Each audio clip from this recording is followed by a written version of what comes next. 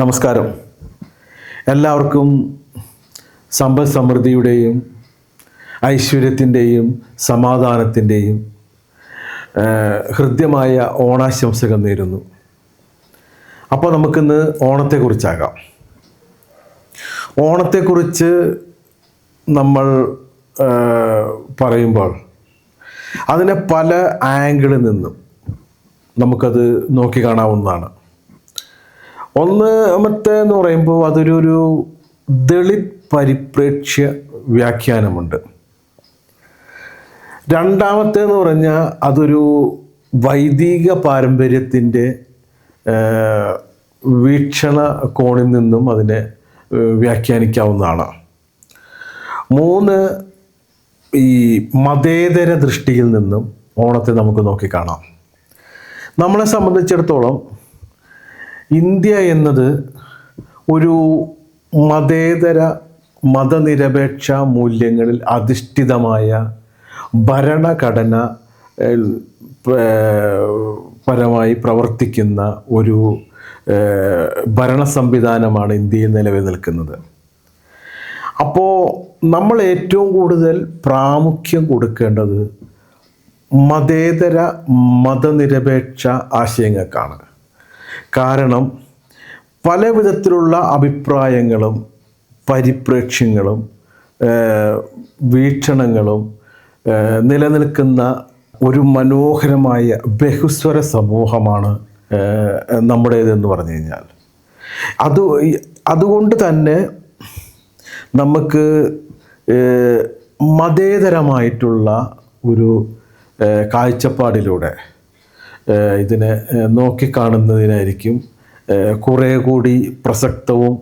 അതുകൊണ്ട് തന്നെയാണ് ഇതിന് കേരള സർക്കാർ 1961 പട്ടം താണുള്ള ബഹുമാനപ്പെട്ട മുഖ്യമന്ത്രി ഇതിനെ കേരളത്തിൻ്റെ ദേശീയോത്സവമായിട്ട് പ്രഖ്യാപിക്കാനുള്ള കാരണം, മിക്കവാറും എല്ലാ ഓണക്കാലത്തും ചില തൽപര കക്ഷികളെന്നോ അല്ലെങ്കിൽ നിക്ഷിപ്ത താല്പര്യക്കാർ എന്ന് വിശേഷിപ്പിക്കപ്പെടാവുന്ന ചില വ്യക്തികൾ സമൂഹത്തിൻ്റെ പൊതുമണ്ഡലത്തിൽ വന്നുകൊണ്ട് ചില അഭിപ്രായ പ്രകടനങ്ങൾ നടത്തി വിവാദവൽക്കരിക്കാറുണ്ട്.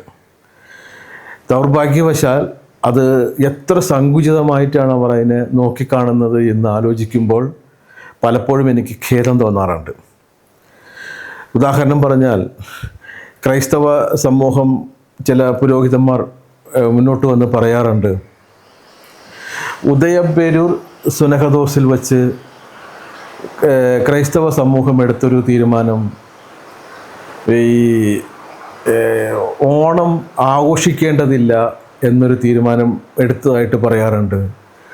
പാതാള നരകത്തിലേക്ക് ചവിട്ടി താഴ്ത്തിയപ്പെട്ടവനെയല്ല, സ്വർഗത്തിലേക്ക് കൊണ്ടവനെയാണ് നമ്മൾ എന്നും ആഘോഷിക്കേണ്ടത്, ആദരിക്കേണ്ടത്, ആരാധിക്കേണ്ടത് എന്നൊക്കെയാണ് ഒരു വിഭാഗം ആളുകൾ പറയാറ്.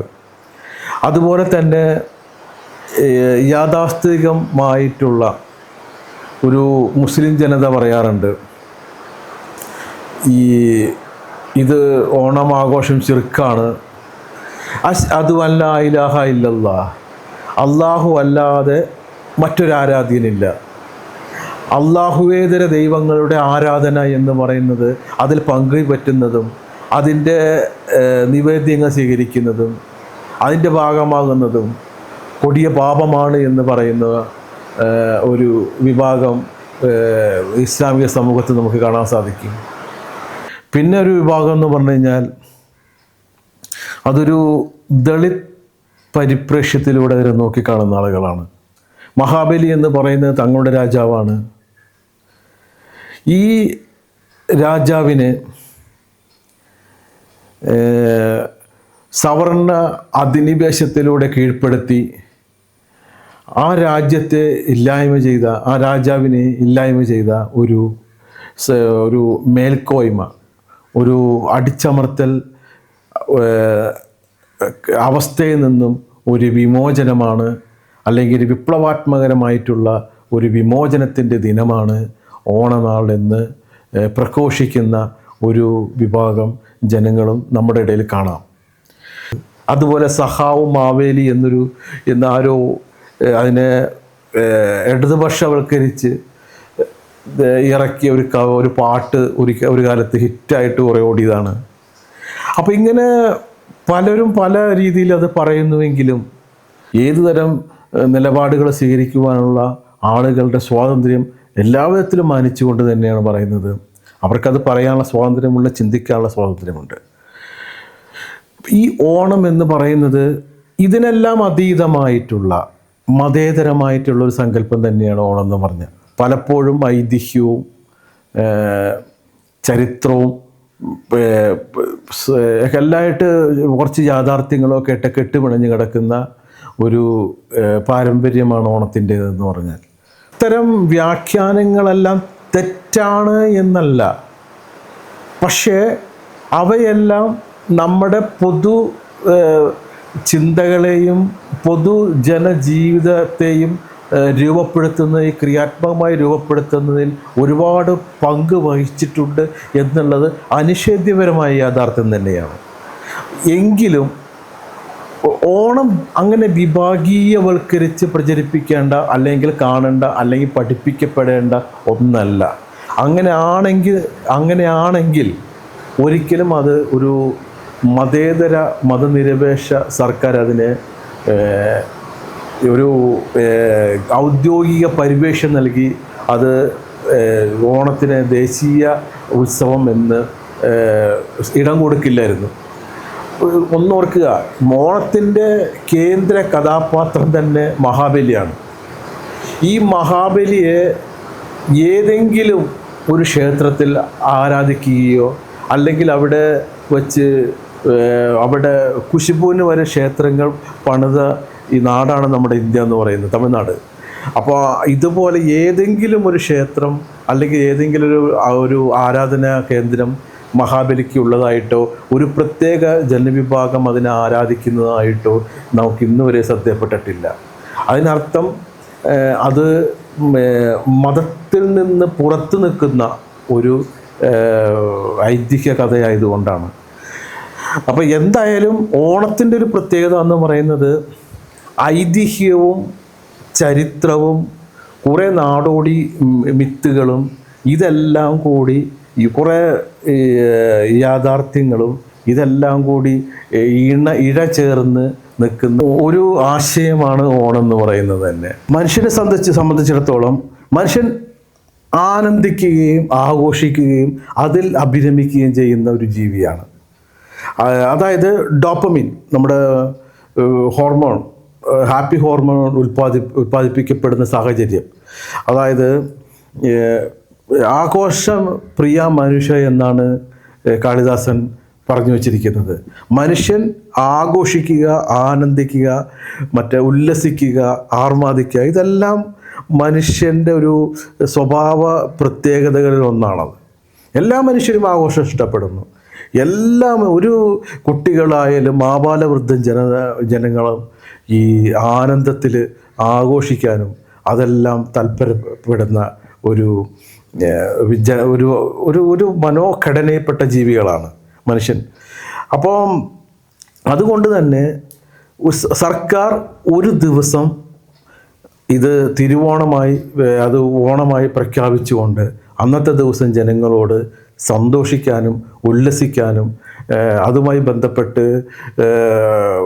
കളികളിൽ ഏർപ്പെടാൻ, കാൽപന്ത് കളിയാവട്ടെ, മറ്റു തിരുവാതിരക്കളി, അങ്ങനെ എന്ത് കളികളിൽ ഏർപ്പെടാനും, ഈ പറഞ്ഞ പോലെ നെഹ്റു ട്രോഫി വള്ളംകളി ആയാലും ഈ എല്ലാ തരത്തിലുള്ള കലാപരമായ പ്രകടനങ്ങൾക്കായാലും ഒരു ദിവസം സർക്കാർ അത് അനുവദിച്ചു കൊടുക്കുന്നു എന്നുള്ളതാണ് ഇതിൻ്റെ മറ്റൊരു ജനകീയമായ ഒരു പ്രത്യേകത എന്ന് പറയുന്നത്.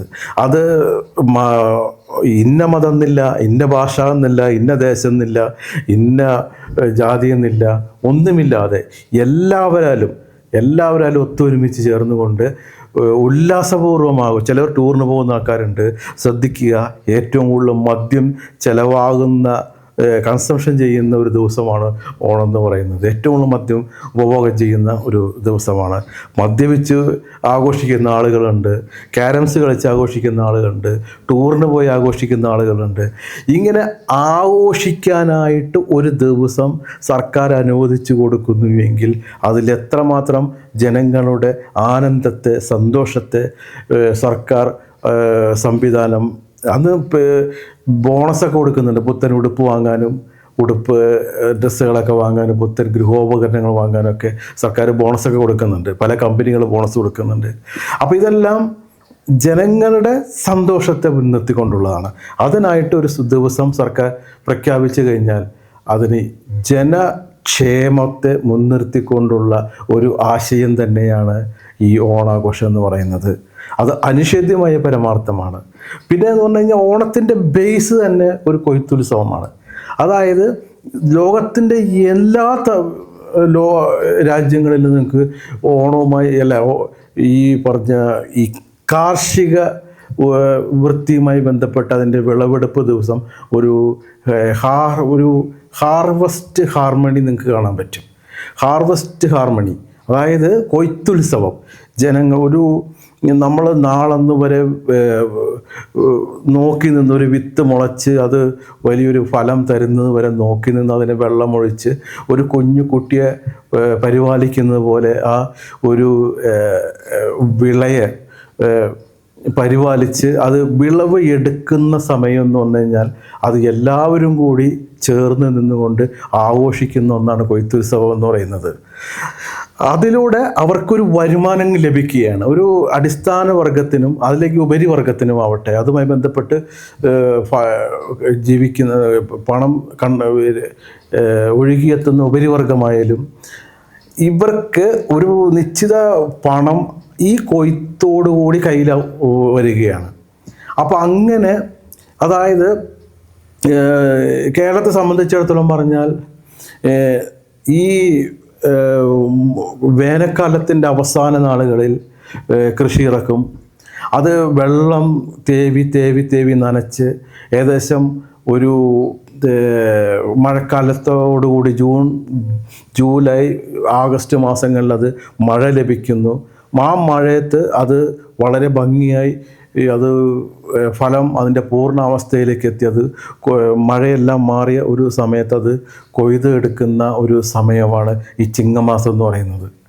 ഈ ചിങ്ങമാസത്തിൽ പഴയ അടിയാൻ കുടിയാൻ വ്യവസ്ഥിതിയിൽ പോലും ഇത് ആ അടിയാൾ വർഗത്തിന്, കൃഷി ചെയ്ത വിഭാഗത്തിനുമാവട്ടെ, ഈ പറഞ്ഞ പോലെ ജന്മിക്കാവട്ടെ, ഈ വിള അവരുടെ കയ്യിലേക്ക് എത്തപ്പെടുകയും ആ സമയത്ത് ഒരു ഉത്സവമായിട്ട് അവർ കൊണ്ടാടുകയും പുത്തൻ ഉടുപ്പുകൾ വാങ്ങി അന്നത്തെ കമ്പോളത്തിൽ ചെന്ന് കുറേ പാത്രങ്ങളും ഓട്ടുപാത്രങ്ങളും പിന്നെ ഈ പറഞ്ഞ പോലെ തുണിത്തരങ്ങളും വസ്ത്രങ്ങളും പുത്തൻ ഉടുപ്പും നല്ല ഭക്ഷ്യവസ്തുക്കളും എല്ലാം വാങ്ങിക്കൊണ്ട് വന്ന് കുടുംബത്തോടൊപ്പം ഒരു അടിയാള വർഗവും ജന്മിവർഗവും ആഘോഷിക്കുന്ന ഒരു സംഭവമാണ് ഇതിൻ്റെ പിന്നിലുള്ള ഒരു വസ്തുത. അതാണ് ഓണം ഒരു കൊയ്ത്തുത്സവമാണ് എന്ന് പറയുന്നതിൻ്റെ അടിസ്ഥാന ഘടകം എന്ന് പറയുന്നത്. ഇതേ സമയത്ത് തന്നെയാണ് ഈ അന്തരീക്ഷത്തിലെ കാറും കോളും വൻ പേമാരിക്ക് ശേഷം അതെല്ലാം കെട്ടടങ്ങി ഈ പുറത്ത് കേരളത്തിൻ്റെ തീരപ്രദേശങ്ങളിൽ താമസിക്കുന്ന മുക്കുവർ അതിന് ശേഷം അവർക്ക് കടലിൽ പോയി കിട്ടുന്ന ഒരു ചാകരയുണ്ട്. അവരെ സംബന്ധിച്ചോളം അതും വലിയൊരു വരുമാനം ആ സമയത്ത് അവർക്ക് ഉണ്ടാവുകയാണ്. അപ്പോൾ കേരളത്തിൻ്റെ തീരപ്രദേശത്ത് താമസിക്കുന്ന മുക്കുവ വിഭാഗത്തിനും ആ സമയത്ത് ഒരു കൊയ്ത്തുത്സവത്തിന് സമാനമായ രീതിയിൽ ചാകര ലഭിക്കുകയും അതിലൂടെ അവർക്ക് നല്ലൊരു വരുമാനം കിട്ടുകയും ആ ദിവസം അവർ അത് ആഘോഷിക്കുകയും ചെയ്യുന്ന ഒരവസ്ഥയുണ്ട്. പിന്നെ മൂന്നാമത്തെ വസ്തുത എന്ന് പറഞ്ഞു കഴിഞ്ഞാൽ മലഞ്ചരക്ക്. അതായത് കേരളത്തിൻ്റെ സുഗന്ധദ്രവ്യങ്ങൾ, അതായത് ഈ കുരുമുളകും ഏലം മുതലായ സാധനങ്ങൾ വാങ്ങാൻ വേണ്ടിയിട്ട്, പർച്ചേസ് ചെയ്യാൻ വേണ്ടിയിട്ട് ഈ പായ്ക്കപ്പലുകൾ അവിടുന്ന് പുറപ്പെട്ട് അത് കേരള തീരത്തേക്ക് ആ മൺസൂൺ കാറ്റിലൊക്കെ പായ്ക്കപ്പലുകളാണ്. ആ മൺസൂൺ കാറ്റ് പിടിച്ചിട്ട് വേണം ആ പായ്ക്കപ്പലുകൾ ആ കാറ്റ് പിടിച്ച ദിശയിൽ കൂടി ഇങ്ങോട്ട് വരാൻ. ആ സമയത്ത് അവർ കേരളത്തിലേക്ക് എത്തുമ്പോൾ കേരളത്തിൽ നല്ലൊരു മഴക്കാലമാണ്. ഈ മഴക്കാലത്ത് അവർ പണ്ടകശാലകളിൽ താമസിക്കുകയും മഴക്കാലത്തിന് ശേഷം അവർ നല്ലൊരു തെളിഞ്ഞ കാലാവസ്ഥ ചിങ്ങമാസമാകുമ്പോൾ ഈ കേരളത്തിൻ്റെ നാണ്യവിളകൾ അവർക്ക് കൈമാറിക്കൊണ്ട് അവരത് അന്യ രാജ്യക്കാരത് പർച്ചേസ് ചെയ്ത് കിട്ടുന്നൊരു വരുമാനമുണ്ട്. അതും ഈ ചിങ്ങമാസത്തിലാണ് ഉണ്ടാകുന്നത്. അപ്പോൾ ഈ മുക്കുവന്മാരുടേതാവട്ടെ, കാർഷിക വൃത്തിയിൽ ഏർപ്പെടുന്നവരുടെ, മലഞ്ചരക്ക് വ്യാപാരത്തിൽ ഏർപ്പെടുന്നവരവിടുത്തെ, ഇവരുടെ എല്ലാം കൂടി ഉള്ള ഒരു വ്യാപാരവും വിളവെടുപ്പും ഇതെല്ലാം കൂടി ചേരുന്നത് ഈ ചിങ്ങമാസത്തിലാണ്. അതുകൊണ്ടാണ് ചിങ്ങമാസത്തിൽ വരുന്ന ഒരു ഉത്സവം എന്ന നിലയിൽ ഓണം അതീവ പ്രസക്തമാകുന്ന കൊയ്ത്തുത്സവം. പക്ഷെ ഇന്ന് അതിൻ്റെ സ്വഭാവം മാറി. ഇന്ന് കൊയ്ത്തുത്സവം എന്ന് പറയുന്നത് നന്ദിലത്തുകാരൻ്റെയും ലുലുക്കാരൻ്റെയും മൈജിക്കാരൻ്റെയൊക്കെ കൊയ്ത്തുത്സവമാണ് ഓണം എന്ന് പറയുന്നത്. അതങ്ങനെ രൂപാന്തരം സംഭവിച്ചു കഴിഞ്ഞു. അവരാണിപ്പോൾ അത് ആഘോഷിക്കുന്നത്. നമ്മളെ പല ഓഫറുകളെല്ലാം തന്ന് ഈ ഒരു കൊല്ലത്തേക്ക് അവർ നിൽക്കുന്ന വിറ്റൊഴിക്കപ്പെടേണ്ട കുറേ ഉപഭോക്തൃ സാധനങ്ങൾ, നമ്മുടെ ഉപഭോക്തൃ സമൂഹം മാറിയ ഉപഭോക്തൃ സമൂഹത്തിൻ്റെ പ്രത്യേകതയാണത്. അപ്പോൾ ഈ ഓൾഡ് സ്റ്റോക്ക് ഒരു ഓഫറൊക്കെ കൊടുത്ത് 50% ഓഫ്, 60% ഓഫ്, അല്ലെങ്കിൽ കുറേ സമ്മാനങ്ങൾ, കാറ് സമ്മാനം, ഓടിക്കാറ് സമ്മാനം, 10 ഇങ്ങനെ ആധുനിക ഉപഭോക്തൃ ത്വരയിൽ അഭിരമിക്കുന്ന ഒരു സുഖലോലുപരി അഭിനമിക്കുന്ന ആധുനിക മനുഷ്യനെ വശീകരിച്ച് അത് വിറ്റ് ഒഴിക്കുന്ന ഒരു പ്രകമ്പടതയും കൂടി ഈ ആധുനിക കാലത്ത് വരുന്നുണ്ടെന്നുള്ളതാണ്. അതാണ് ഇത് അന്നത്തെ കൊയ്ത്തുത്സവം ഇന്നത്തെ കൊയ്ത്തുത്സവം തന്നെയാണ്. അത് വ്യവസായികളുടെ കൊയ്ത്തുത്സവമായിട്ട് മാറി, കച്ചവടക്കാരുടെ കൊയ്ത്തുത്സവം മാറി എന്ന് പറയുന്നത്.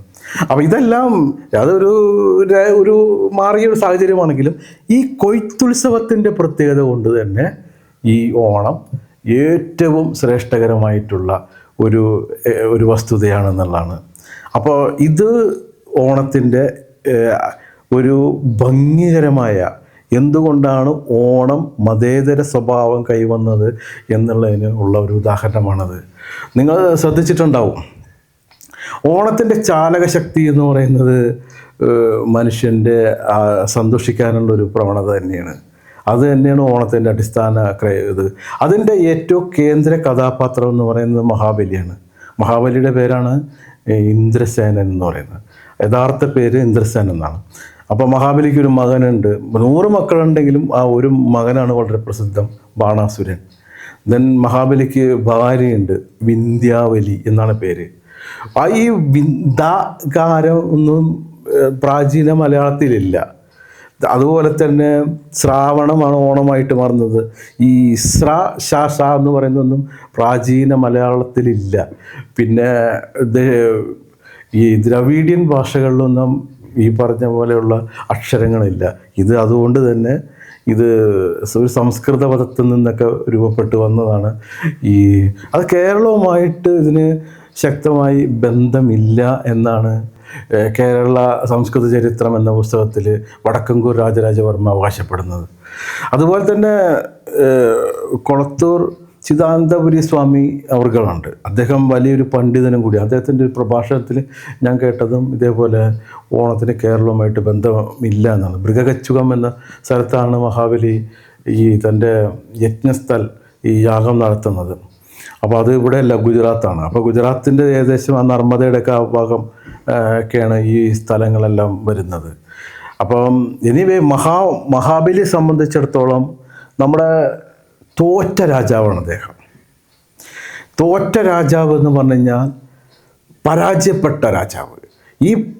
അതായത് നമുക്കറിയാം, ലോക ചരിത്രത്തിൽ തന്നെ ഒരു വിജയശ്രീലാളിതനായി അംഗം വെട്ടി യുദ്ധം വെട്ടി വിജയശ്രീലാളിതനായി വെന്നിക്കുട പാറി വരുന്ന രാജാവിനെ ആനയും അമ്പാരിയും താലപ്പൊലിയുമായിട്ട് വരവേറ്റ ചരിത്രമാണ് നമുക്ക് ലോക ചരിത്രത്തിൽ കാണാൻ സാധിക്കുന്നത്.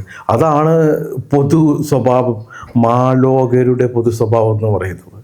പക്ഷെ ഇതിന് വിരുദ്ധമായിട്ട് മഹാബലി, തോറ്റ മഹാബലിയെ, തൻ്റെ രാജ്യവും തൻ്റെ പ്രജകളെയെല്ലാം നഷ്ടപ്പെട്ട് പരാജിതനായ ഒരു മഹാബലിയെ സദ്യയൊരുക്കി, അന്നത്തെ ഒരു ഈ പറഞ്ഞ പോലെ പുഷ്പം കൊണ്ട് കളവും തീർത്ത്, വലിയൊരു ഇതൊക്കെ തീർത്ത്, പൂക്കളം തീർത്ത് നല്ല സ്വാദിഷ്ടമായ സദ്യയൊരുക്കി ആ മഹാബലിയെ കാത്തിരിക്കുന്ന ഒരു സ്വീകരിക്കാൻ കാത്തിരിക്കുന്ന ഒരു ജനസഞ്ചയത്തിൻ്റെ ഒരു ഹൃദയവിശാലതയെന്ന് ആലോചിച്ച് നോക്കുക.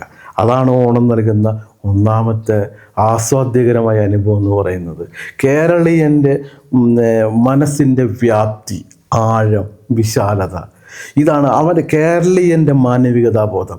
തോറ്റ രാജാവിനെ ഹൃദയം കൊണ്ട് സ്വീകരിക്കാൻ സജ്ജരായി കാത്തിരിക്കുന്ന ഓരോ കൊല്ലവും കാത്തിരിക്കുന്ന ആ ജനത്തിൻ്റെ ഒരു പ്രത്യേകത, അതാണ് മലയാളിയുടെ ഒരു ഓണത്തിൻ്റെ ഒരു പ്രത്യേകത എന്ന് പറയുന്നത്.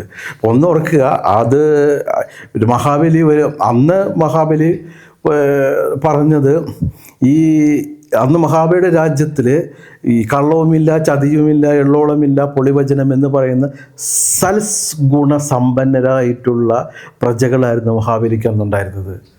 മഹാബലി കാണാൻ ആഗ്രഹിച്ചതും മഹാബലി കാണാൻ വരുന്നതും അന്ന് ഉണ്ടായിരുന്ന ഈ സൽഗുണസമ്പന്നരായിട്ടുള്ള, കള്ളവുമില്ല, ചതിയുമില്ലാത്ത ഒരു ഏക സഹോദരൻ പോലെ ജീവിച്ചിരുന്ന ഒരു ജനസഞ്ചയത്തെയാണ്.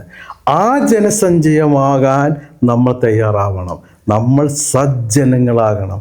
ഇവിടുത്തെ ക്രിമിനലുകളും ഈ പറഞ്ഞ പോലെ അക്രമസക്തരായ ആളുകളും എല്ലാം ഈ മഹാബലി പ്രതീക്ഷിക്കുന്നത്. തൂഫാൻ കേസിലെ പ്രതികളെല്ലാം മഹാബലി പ്രതീക്ഷിച്ച് കാണാൻ വരുന്നത്. ഇത് മനസ്സിലാക്കിക്കൊണ്ട് നമ്മളിലെ തിന്മയെ ഉന്മൂലനം ചെയ്യുന്ന ഒരു വലിയൊരു സന്ദേശമാണ്. നമ്മൾ അക്കാലത്ത് കള്ളവുമില്ല, ചതിയുമില്ല, എള്ളോളമില്ല, പൊളിവചനം എന്ന് പറയുന്ന ഒരു സമൂഹത്തിലേക്ക് നമ്മൾ ഉയരണം. ആ ഒരു ഹൃദയവിശാലതയിലേക്ക് നമ്മൾ ഉയരണം. അതിന് സ്വമേധയാ ഒരു ആത്മപരിശോധന നടത്തുവാനുള്ള ഒരു സന്ദർഭം കൂടിയിട്ടാണ് ഈ ഒരു ഓണക്കാലം എന്ന് പറയുന്നത്. പിന്നെ വേറൊരു തമാശ എന്ന് പറയുന്നത്, ഈ തൊഴിലില്ലായ്മ എന്ന ഭീകര സ്വത്വം ചവിട്ടി താത്തി അമേരിക്കയിലേക്ക് പായിച്ച ഒരു വിഭാഗം നമ്മുടെ പ്രവാസ സമൂഹമുണ്ട്. ഇവിടുത്തെ തൊഴിലില്ലായ്മയാണ് അവരവിടെ നാട് കടത്തപ്പെട്ട് അവരവിടെ ഒരു ജീവിതം കെട്ടിപ്പടുത്തത് മറു രാജ്യത്തിൽ. അത് ലക്ഷക്കണക്കിന് ആളുകളുണ്ട്. അവർ തങ്ങളുടെ ഗൃഹാതുരത്വ സ്മരണകളാൽ തൻ്റെ പിതാവിൻ്റെയും മാതാവിനെയും സന്ദർശിക്കുവാൻ കൊല്ലത്തിലൊരിക്കൽ കണ്ടെത്തുന്ന ഒരു ദിവസം കൂടിയായിട്ടാണ് ഈ പറഞ്ഞ തൊഴിൽ. അന്ന് അച്ഛനും അമ്മയും നല്ലൊരു സദ്യവട്ടം ഒരുക്കി ഈ വിദേശത്ത് നിന്ന് വരുന്ന മക്കളെ സ്വീകരിച്ച് സന്തോഷിപ്പിക്കാൻ വേണ്ടി കാത്തിരിക്കുന്ന ഒരു ആധുനിക പരിപ്രേക്ഷ്യം കൂടി ഈ ഓണം നാളിലുണ്ട്. വളരെയധികം ആഴത്തിലുള്ള കാവ്യാത്മകമായ ഗൃഹാതുരത്വം പേറി അവർ നാട്ടിലേക്ക് വരുമ്പോൾ അവരെ സ്വീകരിക്കുക. മഹാബലി തമ്പുരാനെ സ്വീകരിക്കുന്ന പോലെ അവരെ നമ്മൾ സ്വീകരിക്കുക. ഇതും ഓണവുമായിട്ട് താതാമ്യപ്പെടുത്തിക്കൊണ്ട് വളരെയധികം ഹൃദയവിശാലതയോടുകൂടി ഉപമിക്കാറുണ്ട്. ഇതെല്ലാമാണ് ഓണത്തിൻ്റെ ഒരു പ്രത്യേകത എന്ന് പറയുന്നത്. ഒരുപാട് നമ്മളെ പോയ ഗതകാല സ്മരണകളിലേക്ക് കൊണ്ടെത്തിക്കുക. നമ്മുടെ കുഞ്ഞുനാളിൽ പൂവ് വറക്കാൻ പോയതും കുളങ്ങളും പിന്നെ പുൽമേടുകളും ഈ പൂക്കളമിട്ടതും എല്ലാ കൂട്ടുകാരോടൊത്ത് ചേർന്ന് കണ്ണു പൊത്തി കളിച്ചതും കൂട്ടുകാരോടൊത്ത് തൊടികളിലൊക്കെ പോയത്, ഇതെല്ലാം നമ്മൾക്കൊരു സുഖകരമായ ഗൃഹാതുരത്വ സ്മരണകൾ ഉണ്ടാക്കുന്ന ഒരു നവ്യമായ അനുഭൂതി. അതാണ് ഓണത്തിൻ്റെ ഒരു വൈകാരികമായ പ്രത്യേകത എന്ന് പറഞ്ഞു കഴിഞ്ഞാൽ. നമ്മുടെ കേന്ദ്ര കഥാപാത്രമായിട്ടുള്ള ഈ മഹാബലിയെ തന്നെ പല ദേശങ്ങളിലും പല കാലങ്ങളിലും പല ഭാഷകളിലും വ്യത്യസ്ത രീതിയിലാണ് ഈ അവതരിപ്പിക്കുന്നത് തന്നെ. അതിൻ്റെ ഐതിഹ്യങ്ങൾക്കൊരു യൂണിഫോമിറ്റി ഇല്ല. എന്തു തന്നെ ആയാലും നമുക്ക് ഒരു മഹാബലിയുടെ അടിവേര് ചകഞ്ഞുകൊണ്ട് പോയാൽ കാണാൻ സാധിക്കുന്നത്, പുരാണത്തിലെ മഹാബലി എന്ന് പറഞ്ഞാൽ അത് ഋഗ്വേദത്തിലെ ഒരു ത്രിവിക്രമ പറ്റിയൊരു പരാമർശം കാണുന്നുണ്ട്. 3 ലോകവും കാൽച്ചുവട് കൊണ്ട് അളന്ന ഒരു ത്രിവിക്രമനെ പറ്റിയുള്ളൊരു പരാമർശം ഋഗ്വേദത്തിൽ, അത്രത്തോളം പഴക്കമുണ്ടായിന്. അപ്പോൾ പിന്നെ നമുക്ക് പ്രധാനമായിട്ടും മഹാബലിയുടെ കഥ ഒരു വ്യവസ്ഥാപിതമായ രൂപത്തിൽ നമുക്ക് കാണാൻ സാധിക്കുന്നത് ഈ ശ്രീമദ് ഭാഗവതത്തിലാണ്. അതിലെ അഷ്ടമസ്കന്ധത്തിലാണ് ഇതൊരു കഥയുടെ നല്ലൊരു പരാമർശം നമുക്ക് കാണാൻ സാധിക്കുന്നത്. അതുപ്രകാരം പറഞ്ഞാൽ മഹാബലി എന്ന് പറഞ്ഞ ഒരു രാജാവ് ഉണ്ടായിരുന്നു. വളരെ പ്രജാക്ഷേമ നല്ല തൽപരനായിട്ടുള്ള രാജാവ്. അദ്ദേഹം ഒരു വിശ്വജിത്ത് യാഗം നടത്തുന്ന വേളയിൽ ഇന്ദ്രന് ഭീഷണിയാകുമോ എന്നുള്ള ഒരു ആശങ്ക കൊണ്ട് ഇന്ദ്രൻ മഹാവിഷ്ണുവിനെ സമീപിക്കുകയും ആ മഹാവിഷ്ണു വാമന അവതാരം കൊണ്ടുകൊണ്ട് ഈ ഒരു യാഗ സ്ഥലത്ത് യജ്ഞസ്ഥലയിൽ ഒരു ഒരു ബ്രാഹ്മണ ബാലൻ്റെ വേഷത്തിൽ ഒരു 4 അടി പൊക്കത്തിൽ വരുന്ന ഒരു കുട്ടിയായിട്ട് ഈ യാഗസ്ഥലയിൽ ഈ വാമനൻ വരികയാണ് ചെയ്തത്. അപ്പോൾ ഈ വാമനൻ എന്ന് പറഞ്ഞാൽ തന്നെ ചെറിയ ഒരു കുട്ടി എന്നാണ് അതിൻ്റെ അർത്ഥം. അപ്പം അദ്ദേഹം മഹാബലി വളരെയധികം ആതിഥ്യ മര്യാദയോടുകൂടി വാമനെ സ്വീകരിക്കുന്നുണ്ട്. കൊണ്ട് ഒരു സ്ഥലത്ത് ഇവിടെ കൊണ്ട് ഒരു സ്ഥലത്ത് ഇരുത്തുന്നുണ്ട്. അപ്പോൾ അങ്ങനെ ഇരുത്തിയ ശേഷം വാമനൻ മഹാബലിയോട് ആവശ്യപ്പെടുന്നത്, എനിക്ക് തപസ് അനുഷ്ഠിക്കുവാൻ 3 ചുവട് മണ്ണ് വേണമെന്നാണ് ആവശ്യപ്പെടുന്നത്. അപ്പോഴാണ് മഹാബലി വളരെയധികം ദാനധർമ്മിയായിട്ടുള്ള മഹാബലി എന്നാണ് പറയുന്നത്, നിഷ്ഠനായിട്ടുള്ളൊരു വ്യക്തി. അദ്ദേഹം ഈ ഒരു കുഞ്ഞ് കാൽപാദം കൊണ്ട് ഞാൻ 3 അടി ചുവട് മണ്ണ് വേണമെന്ന് പറഞ്ഞപ്പോൾ തന്നെ ഇതും കൂടെ അങ്ങേക്ക് എന്ത് വേണം, അങ്ങേക്ക് രാജ്യം വേണോ, അങ്ങേക്ക് എന്തോരം, കാരണം ബ്രാഹ്മണന് വേണ്ട ദാനം കൊടുക്കുക എന്ന് പറഞ്ഞാൽ, പ്രത്യേകിച്ച് ഒരു യജ്ഞസ്ഥലിയിൽ വെച്ച് ദാനം കൊടുക്കുക എന്ന് പറഞ്ഞാൽ അത് അതിശ്രേഷ്ഠകരമായ കാര്യമാണ്. അപ്പോൾ അക്കാലത്ത് സാർവത്രികമായിട്ട് ചെയ്യുന്നൊരു കാര്യമാണ്, എല്ലാ മഹാരാജാവും ചെയ്യുന്ന കാര്യമാണ്. അപ്പോൾ ഈ ഒരു ദാനം ചെയ്യുമ്പോൾ ഈ ശുക്രാചാര്യർക്ക് മനസ്സിലാകുന്നുണ്ട്, ഗുരുവിന് മനസ്സിലാകുന്നുണ്ട്. ഇപ്പോൾ ഗുരു അദ്ദേഹത്തെ തടയാൻ ശ്രമിക്കുന്നുവെങ്കിലും മഹാബലി താൻ പറഞ്ഞു പോയ വാക്കിനെ മുൻനിർത്തിക്കൊണ്ട് അത് എല്ലാം സ്ഥലം എടുത്തോളാൻ ആവശ്യപ്പെടുന്നുണ്ട്. വാമനൻ 3 ചുവട് സ്ഥലം അളക്കാൻ ശ്രമിക്കുമ്പോൾ തന്നെ വളരെ ഭീമാകാരമായിട്ടുള്ള ആദ്യത്തെ ചുവട് കൊണ്ട് ഭൂമി ഇളക്കുകയും 2ാമത്തെ ചുവട് കൊണ്ട് ആകാശം ഇളക്കുകയും അത്ര വലിയൊരു രൂപമായിട്ട് മാറുകയും ചെയ്തു എന്നുള്ളതാണ്. ഇവിടെ ഒരു വൈരുദ്ധ്യമുള്ളത്, മഹാബലിയുടെ 3 ചുവടല്ല, അതായത് 3 ചുവട് എന്ന് പറയുന്ന അളവല്ല വാമനൻ്റെ 3 ചുവട് അളവ് എന്നുള്ളതാണ്. അതായത് എൻ്റെ 1 കിലോ അല്ല മറ്റൊരാളുടെ 1 കിലോ എന്ന് പറയുന്നൊരു വൈരുദ്ധ്യത്തിനകത്ത് വരുന്നുണ്ട്. അപ്പോൾ ആ ഒരു വലിയൊരു കാല് വെച്ചിട്ട് പിന്നെ പറയുന്നുണ്ട്, ഈ ഉരുണ്ട ഭൂമി എങ്ങനെയാണ് വാമന കാല് കൊണ്ട് അളന്നത്. അത്ര ഐതിഹ്യങ്ങളിൽ യുക്തി തിരയുന്നത് യുക്തിവിഹീനതയാണത്. ഐതിഹ്യങ്ങൾ ഒരിക്കലും യുക്തിയും ശാസ്ത്രവും ആരോപിക്കാനോ അന്വേഷിക്കാനോ പാടില്ല എന്നുള്ളതാണത്. അപ്പോൾ അത് മാറ്റി നിർത്തി ഇതിൻ്റെ കഥയുടെ ഭംഗി, അത് ഐതിഹ്യത്തിൻ്റെ ഒരു കഥാകഥനമായ ഭംഗി ഇതിലൂടെ അത് മുന്നോട്ട് പോവുക, അതാണ് എൻ്റെ ഒരു ശരി എന്ന് പറയുന്നത് തന്നെ. അപ്പോൾ പല കഥകളിലും പറയുന്നത് പിന്നീട് വരുന്ന കാലുകൊണ്ട് മഹാബലി നിന്ന് കൊടുത്ത് പാതാളത്തേക്ക് ചവിട്ടി കൊന്നു എന്നൊക്കെയാണ് ഓരോരുത്തർ പ്രചരിപ്പിക്കുന്നത്. അപ്പോൾ പുരാണത്തിൽ ഭഗവതി പറയുന്നത് കാല് വച്ച് അനുഗ്രഹിച്ച് അദ്ദേഹത്തെ സുതലത്തിലേക്ക് ഉയർത്തി എന്നാണ്. സുതലം എന്ന് പറഞ്ഞാൽ വളരെ ശ്രേഷ്ഠകരമായിട്ടുള്ള, ഇന്ദ്രന് പോലും അചിന്ത്യകരമായിട്ടുള്ള, അപ്രാപ്യകരമായിട്ടുള്ള ഏറ്റവും നല്ല ഒരു ഭൂപ്രതലമാണ് ഈ സുതലം എന്ന് പറയുന്നത്. അവിടെ സ്വർഗതുല്യമായിട്ടുള്ള, സ്വർഗത്തേക്കാൾ ഒരുപക്ഷെ ശ്രേഷ്ഠകരമായിട്ടുള്ള അവസ്ഥയാണ് ഈ സുതലത്തിൻ്റെ പ്രത്യേകത എന്ന് പറയുന്നത്. അവിടെ കാവൽക്കാരനാകട്ടെ മഹാവിഷ്ണു.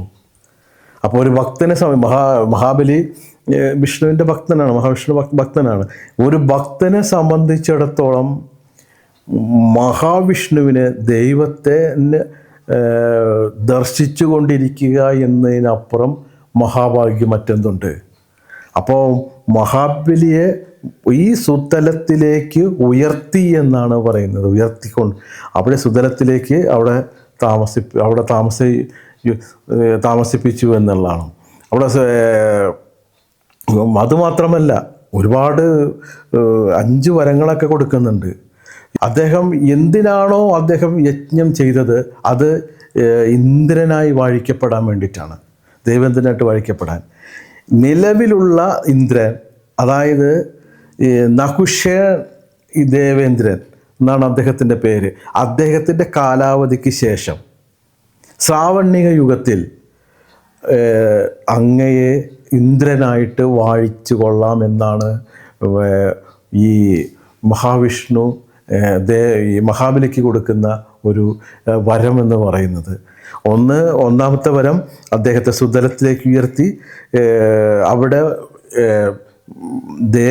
ഈ മഹാവിഷ്ണുവിനെ എപ്പോഴും അങ്ങേക്ക് കണ്ടുകൊണ്ടിരിക്കാം, അങ്ങേക്ക് ദർശിച്ചു കൊണ്ടിരിക്കാം. അതിനുള്ള ഒരു വലിയൊരു ആത്മസാക്ഷാത്കാരത്തിന് വേണ്ടി ദേവസന്നിധിയിലേക്കാണ് അദ്ദേഹം കൊണ്ടുപോകുന്നത്. രണ്ടാമത് ദേവേന്ദ്രനായിട്ട് വാഴിച്ചു കൊള്ളാമെന്ന് പറഞ്ഞു. മൂന്നാമത്തതെന്ന് പറയുമ്പോൾ അദ്ദേഹം പ്രഹ്ലാദൻ്റെ പൗത്രനാണ്. പ്രഹ്ലാദനാണെങ്കിൽ കഠിനമായ മഹാവിഷ്ണു ഭക്തനാണ്. ഈ ഭക്തനെ സംബന്ധിച്ച് അതും പേരക്കുട്ടിയായ മഹാബലിയുടെ അങ്ങേ അറ്റം മഹാബലിയെ പ്രാണനെ തുല്യം സ്നേഹിക്കുന്നതാണ്. മഹാബലിക്കും അതുപോലെ തന്നെ അച്ഛനേക്കാൾ സാധാരണയായിട്ട് മുത്തച്ഛന്മാരെയാണ് സാധാരണ കുട്ടികൾക്ക് വളരെയധികം പ്രിയവും വളരെയധികം പ്രതിപത്യം തോന്നുന്നത്. അപ്പം ഈ വാത്സല്യനിധിയായ ഈ പ്രഹ്ലാദൻ എന്ന് പറയുന്ന മുത്തച്ഛനോടൊപ്പം അദ്ദേഹത്തിന് വസിക്കാൻ ഒരു അനുമതി കൊടുക്കുകയും ചെയ്തു. പ്രഹ്ലാദനെ കൂടി സുതലത്തിലേക്ക് കൊണ്ടുപോവുകയാണ് ചെയ്തത്. ഇതാണ് ഈ ഒരു എന്നിട്ട് മഹാവിഷ്ണു ഒരു വലിയൊരു വാഗ്ദാനം അദ്ദേഹത്തിന് കൊടുക്കുന്നുണ്ട്. അദ്ദേഹത്തോട് പറയുന്നൊരു വരിയുണ്ട്. അത് നമ്മളെ അങ്ങേയറ്റം ത്രസിപ്പിക്കുന്ന ഒന്നാണ്, പ്രചോദിപ്പിക്കുന്ന ഒന്നാണ്, ആഹ്ലാദിപ്പിക്കുന്ന ഒന്നാണ്. അദ്ദേഹം പറയുന്ന പ്രകാരമാണ്: ഞാൻ എല്ലാവിധത്തിലും നിന്നെയും നിൻ്റെ പരിവാരങ്ങളെയും പരിച്ഛദങ്ങളെയും, പരിച്ഛദങ്ങൾ തന്നെ കൂടെ നിൽക്കുന്നവർ, കാത്തുരക്ഷിക്കും. ഒരു ഭൃത്യനെ പോലെ ഞാൻ എപ്പോഴും നിൻ്റെ മുന്നിലുണ്ടാകും. ഇതാണ് ആ കോരിത്തെരിപ്പിക്കുന്ന ആ ഒരു വരികൾ. ഇതാണ് ആർഷഭാരത സംസ്കാരത്തിൻ്റെ ഒരു സൗന്ദര്യം എന്ന് പറയുന്നത്. ഈ ഒരു വരികളിലൂടെ ആ മഹാവിഷ്ണുവിൻ്റെ ആ ദൈവതുല്യമായിട്ടുള്ള ഒരു ഹൃദയ അവസ്ഥ നിങ്ങളൊന്ന് ആലോചിച്ച് നോക്കുക. ആർഷഭാരത സംസ്കാരത്തിൻ്റെ ഒരു അതുല്യമായിട്ടുള്ള ഒരു ശ്രേഷ്ഠത എന്ന് പറയുന്നത് ഈ ഒരു സ്റ്റേറ്റ്മെൻറ്റിലാണ് കിടക്കുന്നത്. മഹാവിഷ്ണുവിൻ്റെ ആ ഒരു ഭക്തി നിർഭരമായിട്ടുള്ള ആ ഒരു വിധേയത്വപൂർണമായിട്ടുള്ള മഹാബലിയോടൊക്കെ കാണിച്ച ആ ഒരു സ്നേഹത്തിൻ്റെയും ആദരവിൻ്റെയും ആ ഒരു പ്രത്യേകതയാണ് ഈ ഒരു ഓണ സന്ദേശം നമുക്ക് മുന്നിൽ കൊണ്ടുതരുന്നത്. ആ ഒരു രാജാവ് സർവം തനിക്ക് മുന്നിൽ സമർപ്പിച്ച പ്രജകളെയും ഈ പറഞ്ഞ രാജ്യവും എല്ലാം മഹാവിഷ്ണുവിനെല്ലാം ദൈവസന്നിധി സമർപ്പിച്ചപ്പോൾ ദൈവം അദ്ദേഹത്തിൻ്റെ പരിവാരങ്ങളെയും അദ്ദേഹത്തിൻ്റെ പ്രജകളെയെല്ലാം ചേർത്ത് പിടിച്ച ഒരു വലിയൊരു ഉത്കൃഷ്ടമായ മൂല്യമാണ് ഈ ഒരു മഹാബലി ചരിത്രം നമുക്ക് സമ്മാനിക്കുന്ന ഒരു കാലാനുവർത്തിയായിട്ടുള്ള ഒരു അതിശ്രേഷ്ഠത എന്ന് പറയുന്നത്. അത് നമ്മൾ ഉൾക്കൊള്ളുക തന്നെ വേണം, അത് നമ്മൾ മനസ്സിലാക്കുക തന്നെ വേണം, ഇത് നമ്മൾ അടുത്ത തലമുറയ്ക്ക് പകർന്നു കൊടുക്കുക തന്നെ വേണം. ഇത്തരം ഈ ഒരു മനോഹരമായിട്ടുള്ള ഈ ഐതിഹ്യ മിത്തിനെ ഓണത്തോട് ചേർത്ത് വെച്ച് ആഘോഷിക്കപ്പെടുമ്പോൾ അതെത്ര മനോഹരമായിട്ട് ഭവിക്കുന്നു എന്നുള്ളതൊന്ന് സങ്കല്പിക്കുക.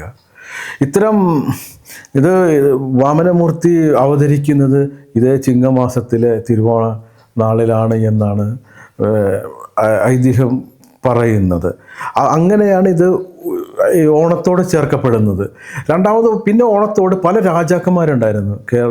കേരളവും ഇന്ത്യയൊക്കെ ഭരിക്കുന്ന പല രാജാക്കന്മാർ.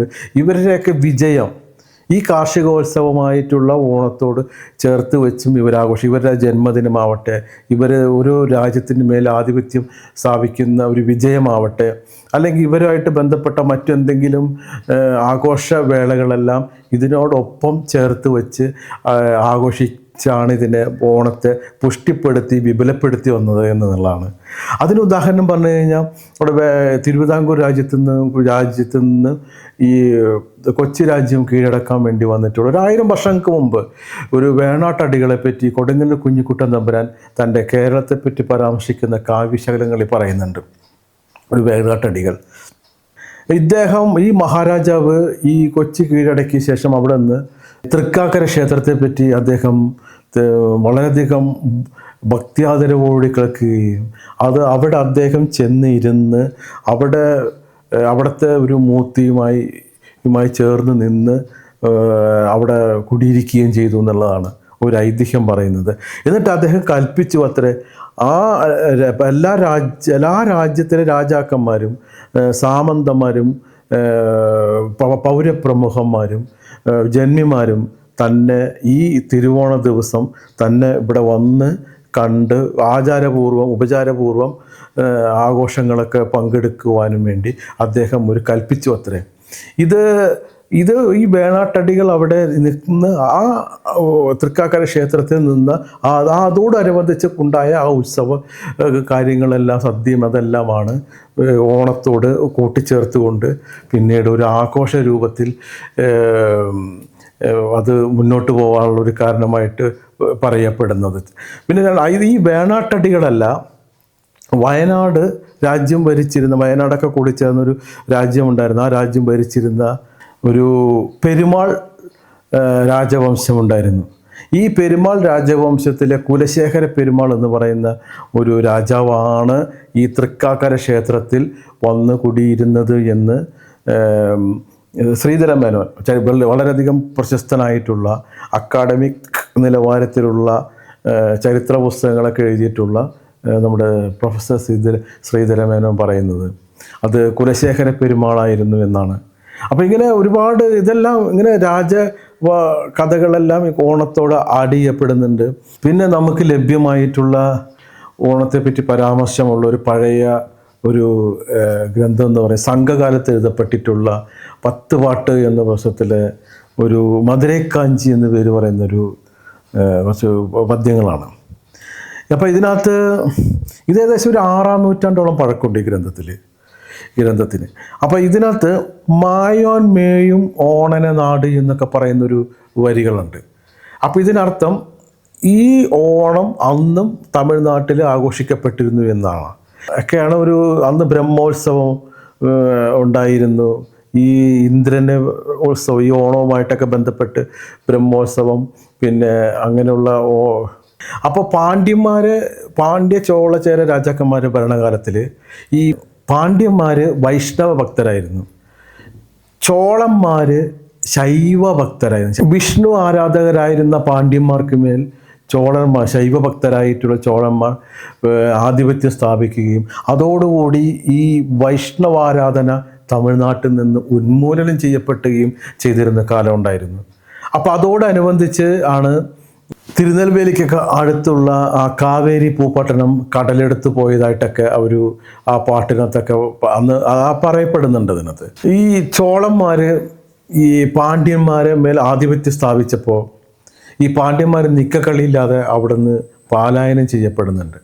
അവിടെ നിന്ന് ഒരു അരികേസര മാനവവർമ്മ എന്ന് പറയുന്ന ഒരു രാജാവ് ഒരു കുരുദേശത്തേക്ക് അവിടെ പോയി അവിടെ ഒരു രാജ്യം ആക്രമിച്ച ഒരു രാജ്യം സ്ഥാപിക്കുന്നുണ്ട്. ഈ കുരുദേശം എന്ന് പറയുന്നത് കേരളത്തിൽ മീനച്ചിൽ താലൂക്കൊക്കെ മീനച്ചിൽ പ്രദേശമൊക്കെ ഉൾപ്പെടുന്ന ഒരു രാജ്യമാണ് ഈ കുരുനാട് എന്ന് പറയുന്നത്. അദ്ദേഹം ഒരു 700 ആണ്ടിലൊക്കെയാണ് അവിടെ നിന്ന് കുരു രാജ്യം സ്ഥാപിക്കുന്നത്. ഈ ഒരു വംശപരമ്പരയിൽ നിന്ന് ഏകദേശം ഒരു രാജാവ് അവിടെ ഭരിച്ചിരുന്നതായിട്ട് ചരിത്രരേഖകളിൽ കാണാം. അദ്ദേഹത്തിൻ്റെ പേരാണ് മാവേലി വാണരായൻ എന്നാണ് അദ്ദേഹത്തിൻ്റെ പേര്. ഇപ്പോൾ ഈ കാഞ്ഞിരപ്പള്ളിക്കടുത്തുള്ള ഒരു മധുര മീനാക്ഷി ക്ഷേത്രം, മധുര മീനാക്ഷി അവിടെ മാത്രമല്ല, ഇവിടെ കാഞ്ഞിരപ്പള്ളിയിൽ നിന്നൊക്കെ ഒരു വടക്ക് നമുക്ക് മാറി ഒരു മധുര മീനാക്ഷി ക്ഷേത്രമുണ്ട്. അവിടെ നിന്ന് കിട്ടിയ ആ ക്ഷേത്രത്തിനകത്ത് നിന്ന് കിട്ടിയ ഒരു ശിലാലിഖിതം, അത് വട്ടെഴുത്തിലാണ് എഴുതിയിരിക്കുന്നത്, ആർക്കും ചെന്ന് വായിക്കാവുന്നതാണ്. ആ ശിലാലിഖിതത്തിൽ പറയുന്നത് ഈ മാവേലി വാണരായർ എന്ന് പറയുന്ന രാജാവ് ആ ക്ഷേത്രത്തിലേക്ക് ചില കാഴ്ച ദ്രവ്യങ്ങളെല്ലാം ഈ വഴിപാടെല്ലാം നടത്തിയതായിട്ട് ഒരു രേഖ അവിടെ കാണപ്പെടുന്നുണ്ട്. ഈ മാവേലി വാണരായർ മാവേലിയും തമ്മിൽ ഒരു അഭേദ്യമായ ബന്ധം ചരിത്രകാരന്മാർ പറയുന്നുണ്ട്. അപ്പോൾ ഈ രാജവംശം പിന്നീട് അവസാനത്തെ രാജാവിന് മക്കളൊന്നും ആൺമക്കളില്ലാതെ വന്നപ്പോൾ കൊച്ചി രാജവംശത്തോട് കൂട്ടിച്ചേരുകയാണ് ഉണ്ടായത്. ഇതും ഓണവുമായിട്ട് ബന്ധപ്പെട്ടുകൊണ്ട് മാവേലി കഥയൊക്കെ ആയിട്ട് ബന്ധപ്പെടുത്തിക്കൊണ്ടാണ് ഒരു വിഭാഗം ചരിത്രത്തിൽ ഇങ്ങനെ ലിങ്ക് ചെയ്ത് കാണപ്പെടുന്നുണ്ട്. ഇതിനൊക്കെ മുമ്പ് കുറച്ച് ചരിത്രത്തിൻ്റെ അടിവേരുകൾ വെച്ച് കഴിഞ്ഞാൽ നമുക്കൊരു BC 3-ാം നൂറ്റാണ്ടിൽ അശോക ചക്രവർത്തിയൊക്കെ ഭരിച്ചിരുന്നത് നമുക്ക് കാണാം. ഈ സമയത്ത് അദ്ദേഹത്തിൻ്റെ മകൻ, അതിനുശേഷം വന്ന പൗത്രൻ ബൃഹദ്രഥൻ, ഇദ്ദേഹം വളരെ ദുർബലനായ ഒരു ഭരണാധികാരിയായിരുന്നു. രാജ്യം വെട്ടിപ്പിടിക്കാനോ ഒന്നും അദ്ദേഹത്തിന് സാധിച്ചു. അദ്ദേഹം ആ ദുർബലത്വത്തെ മുൻനിർത്തി അന്നത്തെ പുരോഹിത വിഭാഗമായിരുന്ന ഒരു ശുംഗ ഡൈനാസ്റ്റി അത് അധികാരത്തിലേക്കുന്നുണ്ട്. ഈ ശുംഗ ഡൈനാസ്റ്റിയിലെ ഏറ്റവും പ്രധാനപ്പെട്ട ഒരു രാജാവായിരുന്നു പുഷ്യമിത്ര ശുംഗൻ.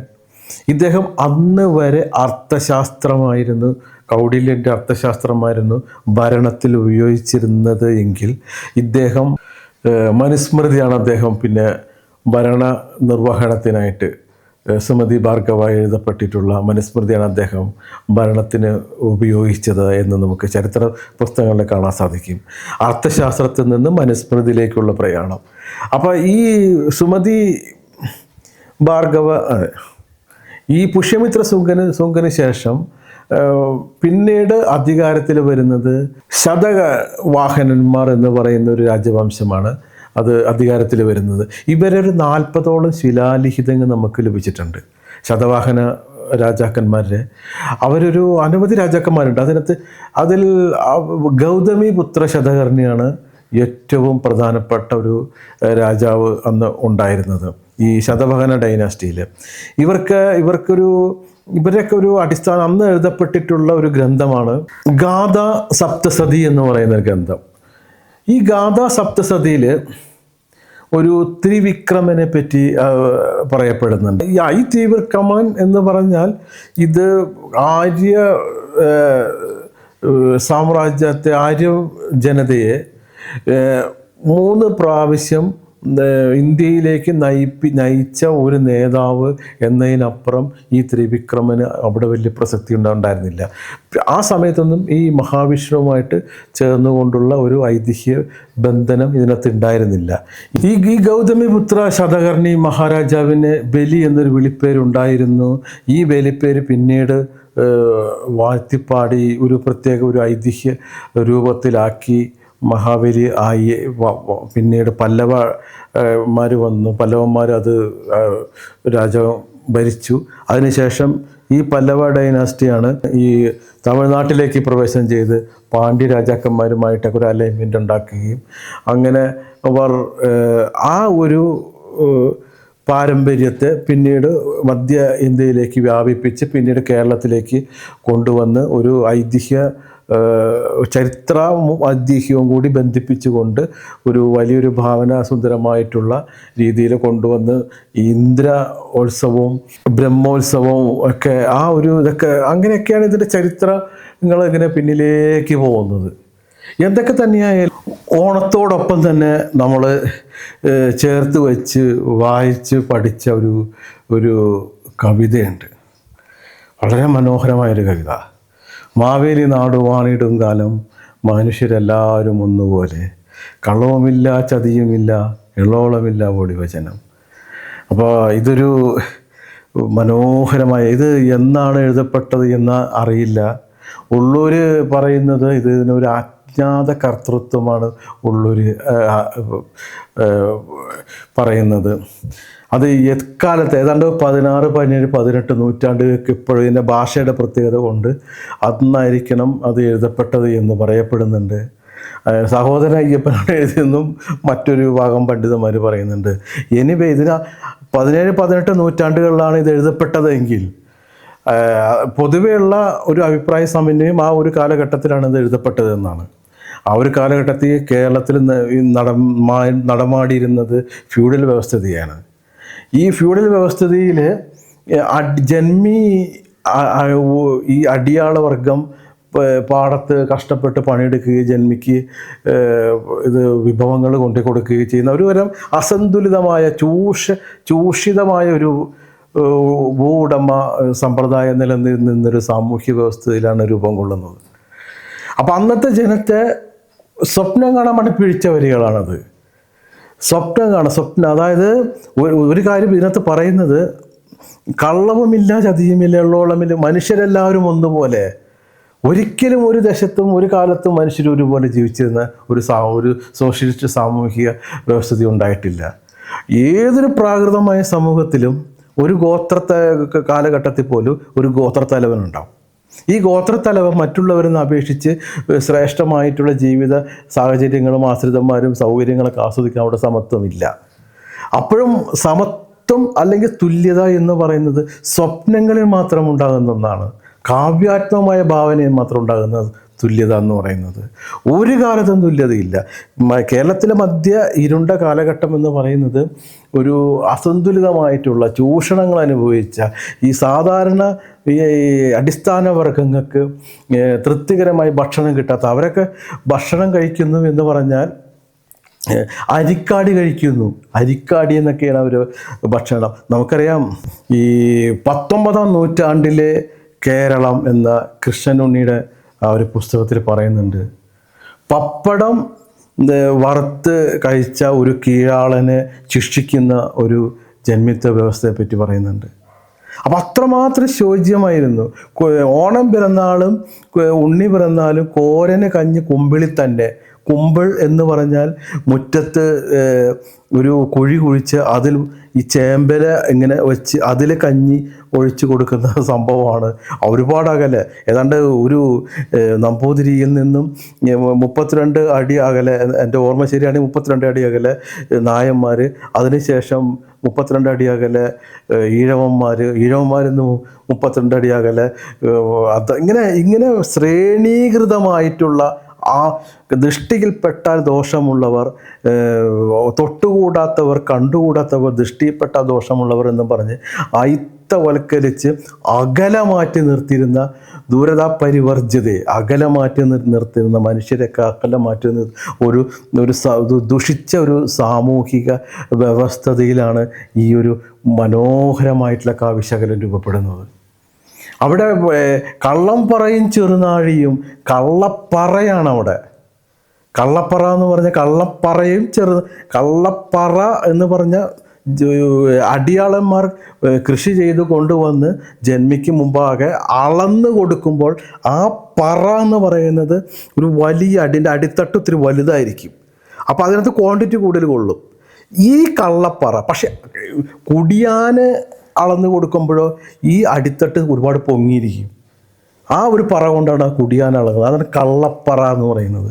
ഈ കള്ളപ്പറയും അതുപോലെ ചെറുനാഴി, നാഴിയിൽ അളക്കേണ്ട സാധനം ചെറിയ നാഴിയിൽ അളന്ന് കൊടുക്കുന്നതെന്ന് പറഞ്ഞു കഴിഞ്ഞാൽ, ഈ കള്ളപ്പറയും ചെറുനാഴിയും ഇതൊന്നുമില്ലാത്ത സമത്വസുന്ദരമായ ഒരു നാടിനെ, ഒരു രാജ്യത്തെ, ഒരു പ്രദേശത്തെ, ഒരു ജീവിതത്തെ സ്വപ്നം കാണാൻ പഠിപ്പിച്ചൊരു കാവ്യശകലങ്ങളാണ് ഈ ഈ ഈ വരികളെന്ന് പറയുന്നത്. ഈ വരികൾ നമ്മൾ അന്നും ഇന്നും എന്നും ഭരണാധികാരികൾക്കുള്ളൊരു മുന്നറിയിപ്പും കൂടിയാണ്. ജനങ്ങൾക്ക് സമത്വസുന്ദരമായിട്ടുള്ള ഒരു രാജ്യഭരണം നീ കാഴ്ചവെക്കുക എന്ന് സാധാ ജനം ഭരണാധിപനോട് പറയുന്ന, മഹാബലിയെ പോലെ നീ ഭരിക്കുക എന്ന് പറയുന്ന ഒരു കാലഘട്ടം, ഒരു വിരൽ ചൂണ്ടൽ കൂടിയിട്ടാണ് ഈ ഒരു വരികൾ നമ്മൾ ഓരോ ഓണം എത്തുമ്പോഴും നമ്മൾ ഈ ഓർമ്മിപ്പിക്കുന്നത്.